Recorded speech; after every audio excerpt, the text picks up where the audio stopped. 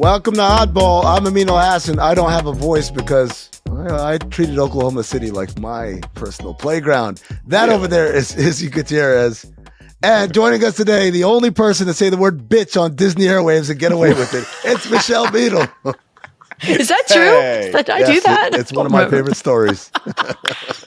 I don't even remember. By the way, who treats Oklahoma City? Like, what did you get up to in Oklahoma City? My personal playground, and it's coming all out now in my voice. What is happening right now? What is happening? That's an excellent question, Michelle, and it's a question that a lot of people are asking about Kevin Durant, right? According to Sam Amick and John Krasinski from The Athletic, not that John Krasinski, Kevin Durant's preferred trade destination is none other than Michelle's old stomping grounds, the San Antonio Spurs.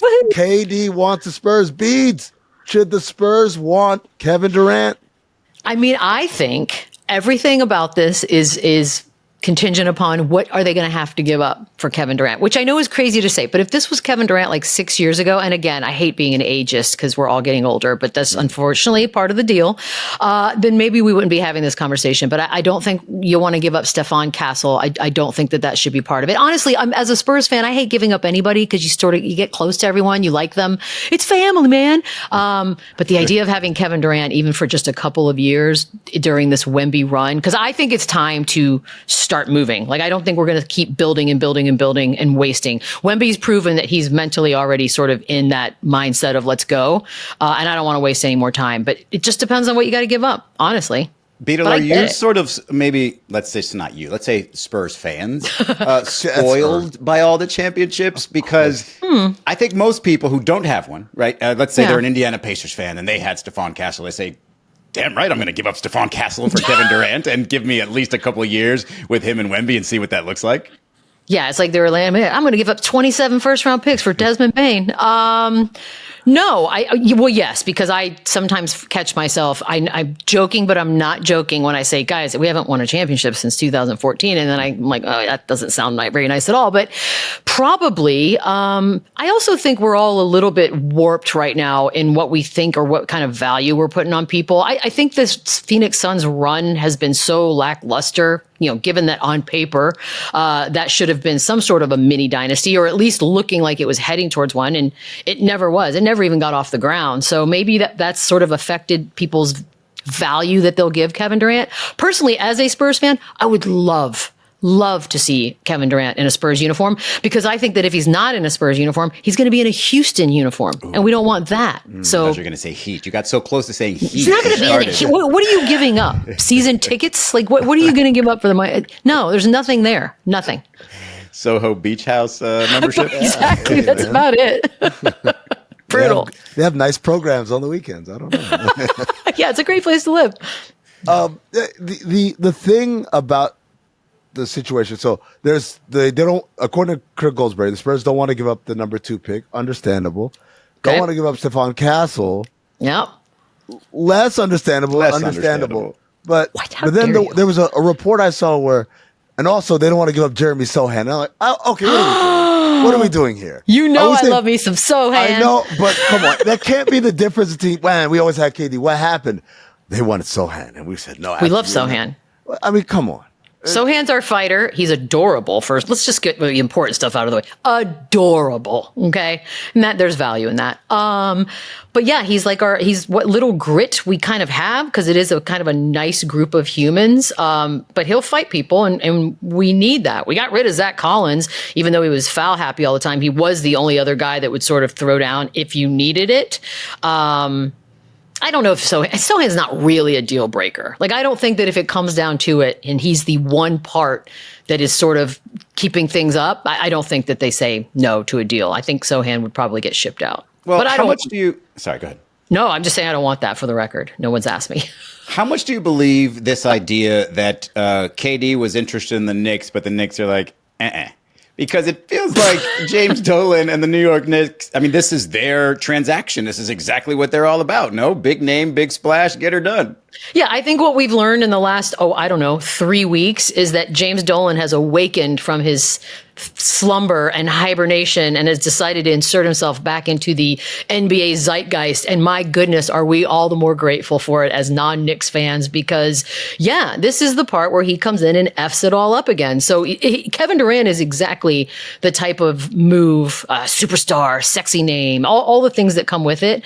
Once you fire Tibbs, once you put up street signs, honestly, you lose me. But then once you fire Tibbs, I'm out. And so now I'm rooting for all things chaos. Bring him in, get rid of stuff. Who cares? The Knicks really shot themselves in the feet. And I think moving forward, all of the feats, it's going to be fun to watch again. I hope Dolan doesn't find any other distractions in life and that he is full on Knicks in it. Because my goodness, we're all the better for it. I mean, we really are. I love the report because it's KD wanted the Knicks. The Knicks have no interest in bringing him in. And my reaction was, and Ana de Armas wanted to go out on a date with me. But I said, look, I'm busy. Exactly. You need to go relax. You're not giving me enough breathing room here. Thank you. That's what I told Clooney. I was like, you can't break up your family for me, George. Maybe a few years ago, but not today. Not today. No, the timing isn't right. That's what I said to Taylor Swift when she showed up at a Panthers game. Not now, Taylor Swift. God, embarrassing yourself. Do we trust KD to pick his own destination? Because he's 0 for 2 now, or 1 for 3, I guess. He kind of is. He's 1 for 3. Golden State was good. Brooklyn, not so much. Phoenix, not so much. Yeah, Phoenix, I'll never really get past how bad. You know what? I guess Brooklyn in the same vein, but how bad that really just did turn out. And with such an expensive price tag, no less, so that the long-standing effects of Phoenix are going to be felt for quite some time. I think that's what probably hurts the most there. Yeah, look, I understand wanting to sort of control your destiny. Who doesn't want a little bit of say in their own lives? I like when you do that. This is my favorite move when basketball, and it's really basketball because who else gets to do all this?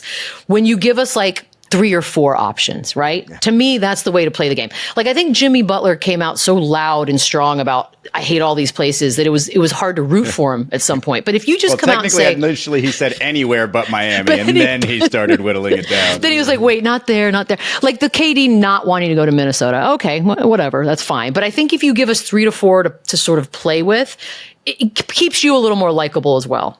You're not screwing yourself.